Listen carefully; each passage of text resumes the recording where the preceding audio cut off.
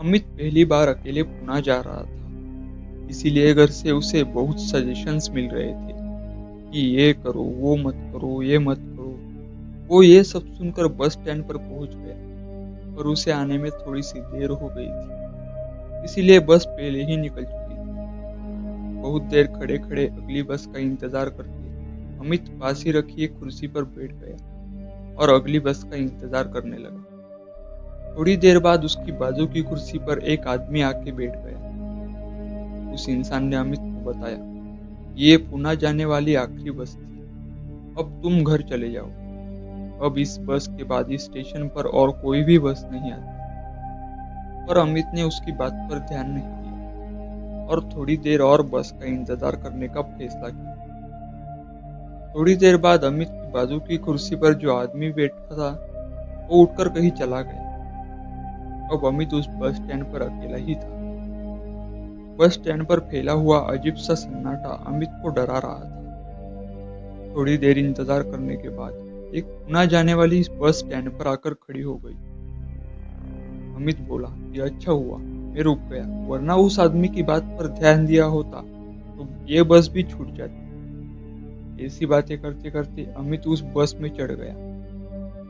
अमित बस में चढ़ा ही था कि बस के सारे लोग अमित की तरफ अजीब तरह से देख रहे थे। अमित ने उन लोगों को नजरअंदाज किया और खाली जगह पर जाकर बैठ गया और उसकी जर्नी शुरू हो गई। अमित खिड़की के पास बैठा था। खिड़की से हवा की आवाज आ रही। अमित की पीछे की सीट पर बैठा आदमी किसी से जोर जोर से बातें कर रहा था। अमित खिड़की के बाहर देख रहा था। सफर के दौरान 2 बस स्टैंड आए थे, पर बस में से कोई भी नहीं उतर रहा था, बल्कि अमित के पास बैठा इंसान को एक स्टैंड पर उतरना था, पर वो भी वहां से नहीं हिला। अमित ने उसे पूछने की कोशिश की, लेकिन उसने कोई भी जवाब नहीं दिया। अमित को अब उस बस में कुछ अजीब महसूस होने लगा था। थोड़ी देर बाद एक बस स्टैंड आया और वहां से एक आदमी बस के अंदर चढ़ा और अमित की पीछे वाली सीट पर जाकर बैठ गया। अमित ने पलटकर उस इंसान की ओर देखा तो अमित को याद आया कि वो वही इंसान था जो उसे बस स्टैंड पर मिला था। अमित सोच ही रहा था कि वो इंसान उससे पहले उस बस स्टैंड पर कैसे पहुंचा। तभी उस इंसान ने अमित से कहा कि तुम इस बस में क्यों बैठे। अब अमित को बहुत डर लगने लगा था और वो मन ही मन सोचने लगा था कि मैं इस बस में बैठकर कुछ गलती तो नहीं की।